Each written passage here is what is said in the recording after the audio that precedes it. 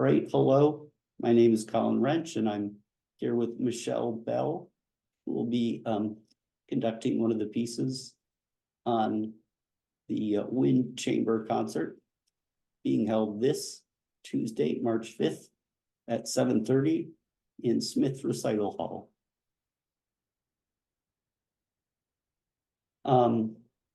So obviously, 4 other pieces on the program, but I'm hoping to speak to you about the Florence Price Octet for brass and piano, which is the first on the program. It is. Yeah. Well, are you, first of all, are you excited for it? I am. Yeah, it's been fun to put it together for the past couple weeks. Our chamber cycles are always short.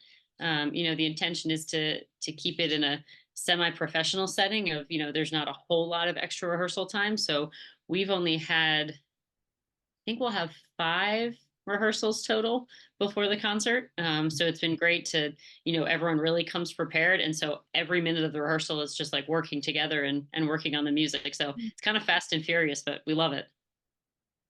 Great. Yeah, it is fun when you can just sort of get down to business there. Yeah. Were you familiar with Price's work before working on this piece? Not this piece. We did, well, one of the bands did Florence Price's Adoration. So Hinesley played that, I think last fall or the spring before, which is a band transcription of what was originally an organ work. And so I knew of her, but I was not familiar with this specific piece before Dr. Giraldi brought it to me. So brand new for me. What are some of the distinguishing features of the piece? Whether it's, any particularly ear-catching moments or perhaps things that audience members should listen for? Yeah, so I think what makes this piece unique, as we've been putting it together, is so Florence Price was a pianist and an organist, and so you can hear kind of her priority and the way that she writes the piano as an integral part of the ensemble. It is not a piece for 7 brass players and piano, like it is an octet for 8 players. And so the way that the piano like plays into what's going on, and there's moments where the piano is a supporting voice, but then there's moments where the brass players are the supporting voice, and then there's moments where everyone's working together. And so that I found in my preparations in our rehearsal is really unusual. A lot of times when we have piano with an ensemble, it's more of a secondary role. And so in here, there are moments where most of the time it's one full member, but then there's also in the second movement, what you'll hear is like a little piano kind of cadenza moment where it's just piano for a good long chunk. And so it's just great to hear the piano be such a like active role in that whole ensemble. Yeah, pianos play alongside orchestras, more commonly, with the concertos and things. But you talked a little bit about how it's, it has its own voice. What about interacting with the brass instruments? Obviously, it's a piano, so you could instantaneously makes a sound, whereas brass things take a split second to. How was that? Yeah, so we've been working on kind of, just aligning group. We've actually the physical setup of the group is a little bit different than you normally have. Typically the piano, the opening is going to face the audience, but what we've been doing in rehearsal is we've actually turned the piano around so that the opening faces the brass players, so that they're able to hear and balance and blend a little bit easier. And so that's helped us a lot, and to really feel like one full ensemble and not kind of like 2 separate entities working together. And so just crafting those moments of what everyone's role is in each moment, because Price writes with such variety, where there's like I think of the second movement where it opens with this really lovely horn solo, and then the trumpet kind of takes over for a minute, and trumpet has a long melody, and then it just like melts into the piano, and then piano has their little cadenza moment, and then brass kind of slowly adds back in, and they become more active role. And so just helping each of the players and the ensemble members understand the way that their roles change throughout, that it's not always, you're not always the most important instrument. Sometimes you're supporting what else is going on. And so what you'll hear a lot throughout is the way that the piano will will comment and support what's going on in the brass, in a way that's really active and like an integral part of how the melodic structure is happening. And so just hearing that complexity and the way things are woven together, I think will be something that'll be fun to listen for. Well, as of late, Price has experienced a bit of a resurgence, Mhm. with her pieces, receiving the recognition they deserve. And in particular, this is an interesting case because it was found in a like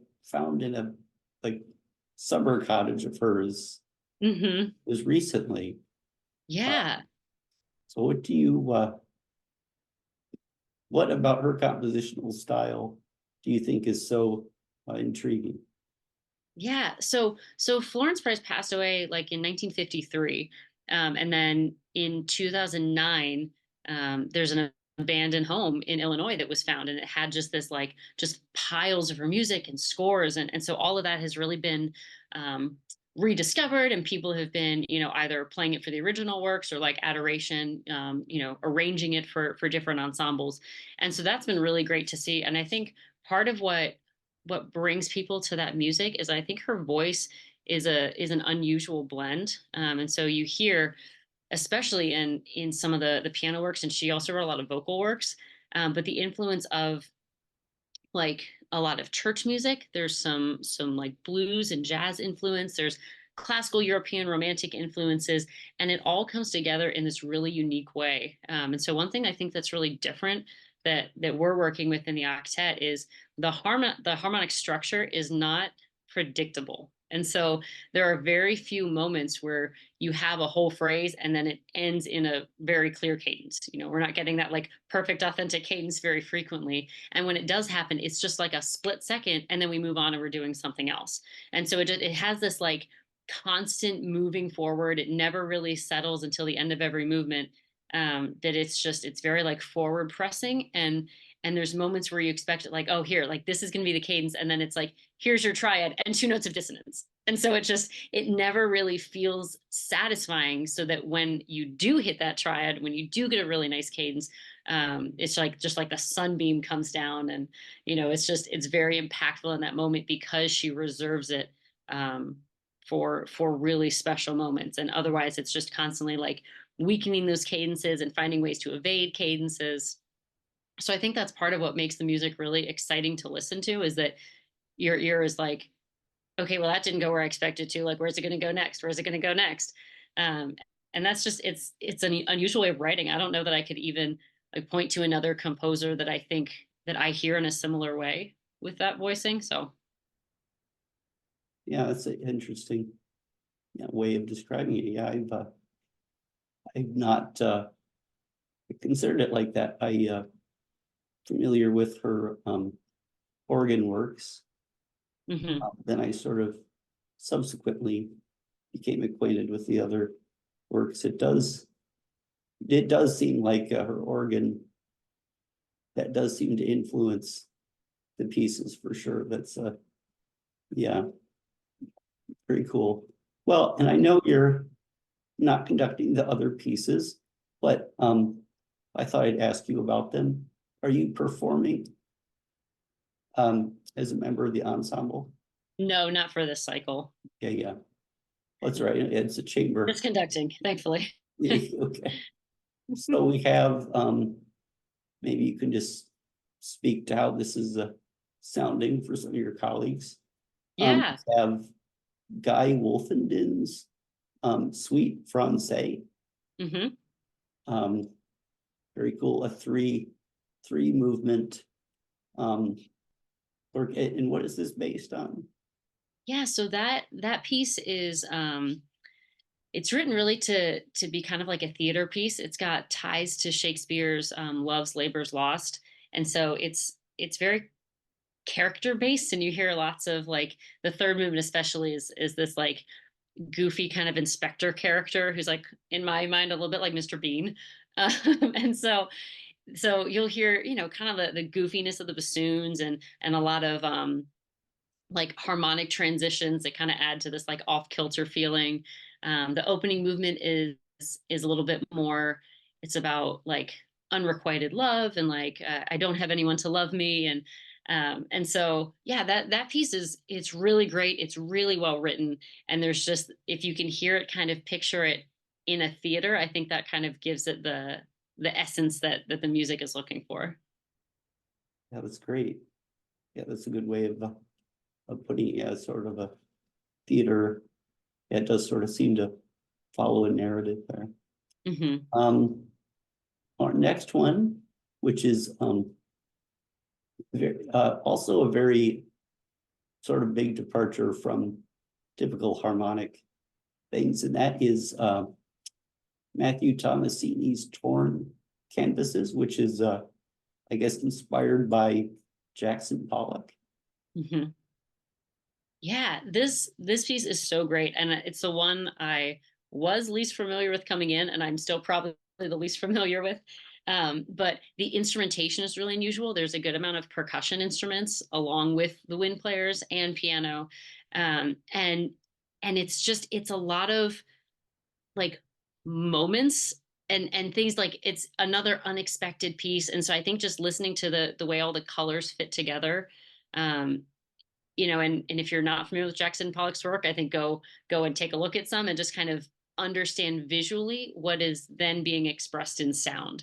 Um, but that like hearing that one put together has been really, really fascinating. And the ways that, you have to kind of tear the music apart a little bit to then put it back together in a way that helps the audience understand the full structure. So I would definitely encourage people to, Google that, Google Jackson Pollock and take a look at that and just understanding then um, how Matthew Tommasini has put that together in a way that represents it. Very cool. Um, and last but not least, um, Jean Francaix, um, Sept Danse, or Seven Dances. Hmm. This is a this is a very it's like seven dances. I mean, it's really not a lot of time to go through each one. How does Yeah. the So snapshot? it's like very short little vignettes, and so the basis behind the piece is a French like children's book or children's novel, I guess, with like it's got chapters. It's not just, a couple sentences. But it's about this little girl, Sophie, and all of her like 3-year-old hijinks. 3-year-olds are the way they are. And so, she's always getting into trouble. She's eating too much at tea time and she's cooking up her mother's pet goldfish and she's her cousin comes over and they dance and they chase butterflies, and so each movement is just this like little snapshot of Sophie and her mischief. And so there's so many little fun moments. The way the melody is kind of passed around the flutes and the oboes in some of the movements, or then there's one where she and her cousin are dancing together, and it's based off a kind of ballet structure. Yeah, so it's just they're short little drop into a chapter of the book and then immediately transitions. And one thing that's kind of unusual about the way that one's written is there are some movements where there's no break in between, so you just kind of just like slide from movement one into movement two, and then sometimes where there is more of a pause and it's more clear. But yeah, just like enjoying every different character and every different like expression of that 3-year-old wildness is what Yeah, that piece is all about. very cool. Yeah, that's a again not usually a an approach that wind composers take. So that's fun. Hmm. Yeah, that's a very fun piece. It's a blast to listen to. All right, well, thanks very much. I think this is a good little preview for the concert. And Excellent. again, it's this Tuesday, March 5th, 5:30 at Smith Recital Hall. Is there anything else you'd like to say about the concert before we sign off? No, I think we're excited to put it on for everyone. We can't wait to see you there, and a good last concert before spring break. Awesome.